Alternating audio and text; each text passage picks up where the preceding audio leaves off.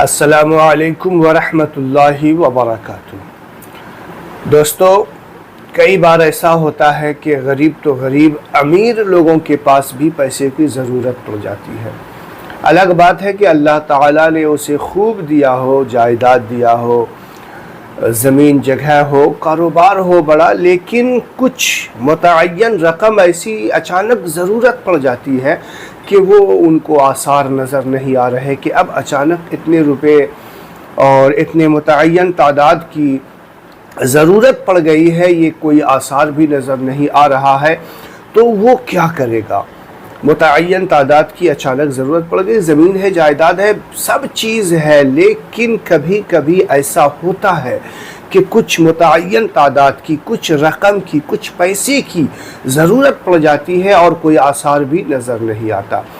اور اسی طریقے سے غریب حضرات جو ہوتے ہیں، کبھی اچانک گھر میں کوئی بیمار ہو گیا اور ڈاکٹر کا مطالبہ ہے کہ اتنا پیسہ چاہیے، اور اچانک وہ غریب انسان کہاں سے اس پیسے کا انتظام کرے گا؟ کوئی آثار نظر نہیں آ رہا۔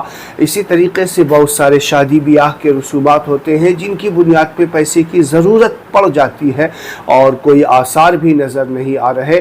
تو اسی لیے میں آج کے اس ویڈیو میں سورہ فاتحہ کا ایک عمل، سورہ فاتحہ کا ایک وظیفہ بتانے والا ہوں۔ صرف 41 مرتبہ سورہ فاتحہ پڑھنی ہے، زیادہ کوئی 41 دن یا 41 دن کا چلہ بھی نہیں کرنا ہے، صرف ایک دن سورہ فاتحہ کا 41 مرتبے کا یہ وظیفہ کرنا ہے، یہ عمل کرنا ہے۔ آپ کو میں اب بتاؤں گا کہ یہ عمل کس طریقے سے پڑھنی ہے اور کس وقت پڑھنی ہے، تو ویڈیو میں آخر تک ضرور بنے رہے، اور جو لوگ میرے چینل کو سبسکرائب نہیں کیا ہے، میرے چینل کو سبسکرائب کریں، اور آپ نے فائدہ اٹھایا، دوسروں کو بھی اس سے فائدہ اٹھانے کا موقع فراہم کرے، اس لیے اس ویڈیو کو زیادہ سے زیادہ لوگوں تک شیئر ضرور کریں۔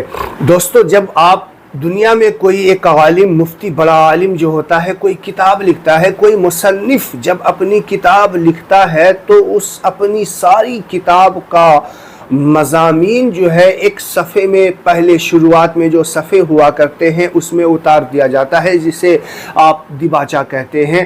وہ چاہے اگرچہ 100 صفحے یا 200 صفحے کی کتاب ہو، اس پورے کتاب کے مضامین کو ایک کتاب میں، ایک پنے میں، ایک صفحے میں اتار دیا جاتا ہے کہ وہ پوری کتاب میں کیا کہنے والا ہے۔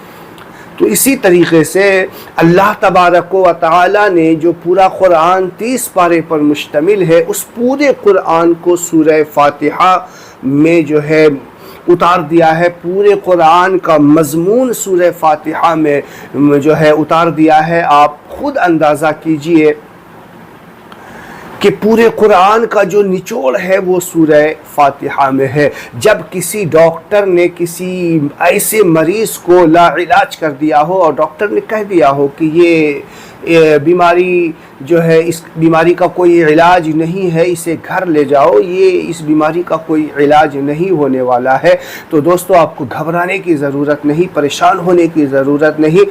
یہاں پر بھی علماء کرام نے کہا ہے کہ ایسے مریض جس کا بالکل ڈاکٹر نے لا علاج قرار دے دیا ہو کہ اب اس کا کوئی علاج ہو ہی نہیں سکتا، دنیا کے کسی کونے میں آپ لے کر کے چلے جائیے، اس کا کوئی علاج نہیں ہے، تو اس کو بھی سورہ فاتحہ 41 مرتبہ پڑھنے کے بعد انشاءاللہ وہ بیمار بھی شفا یاب ہوگا۔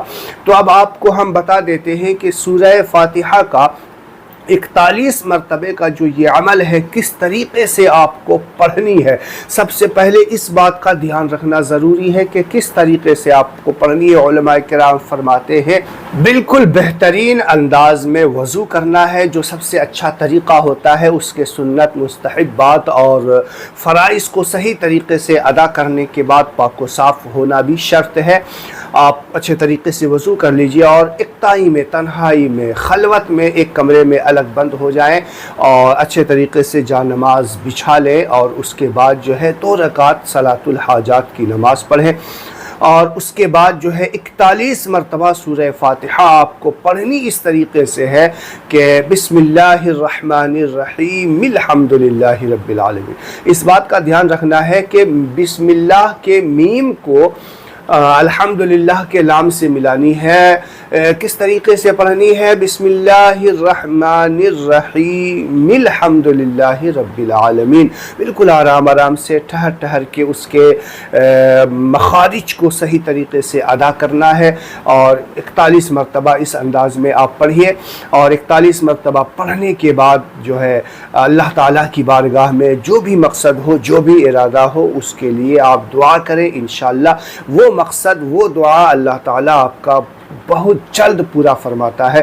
اس کے بارے میں کہا جاتا ہے سورہ فاتحہ کی فضیلت کے بارے میں کہ سورہ فاتحہ ایسی سورت ہے کہ اس کو صرف تلاوت کرنے سے جو چاہو گے وہ ہوگا.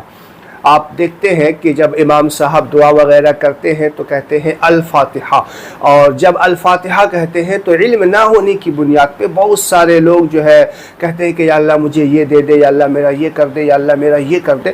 تو بتایا گیا ہے علماء کرام نے کہ جب الفاتحہ کہا جاتا ہے اس وقت آپ سورہ فاتحہ کی تلاوت کیجیے، نہ کہ یہ دے دے وہ دے دے، ایسا ہو جائے ویسا ہو جائے. نہیں، سورہ فاتحہ کی تلاوت کیجیے، کیونکہ سورہ فاتحہ کی تلاوت ایسی تلاوت ہے کہ جو چاہو گے وہ ہو جائے گا. تو ایک سورہ فاتحہ کی تلاوت سے آپ چاہے اس طریقے سے کتنی باتیں مانگ سکتے ہیں، لیکن جب سورہ فاتحہ کی تلاوت کریں گے تو اس میں جو چاہو گے وہ ہو جائے گا، اور جو آپ کے لیے بہتر ہوگا وہ اللہ تعالیٰ آپ کو عطا بھی کرے گا. تو انشاءاللہ بات آپ کے سمجھ میں آ گئی ہوگی. تو اس ویڈیو کو زیادہ لوگوں تک شیئر کیجئے. السلام علیکم ورحمۃ اللہ وبرکاتہ.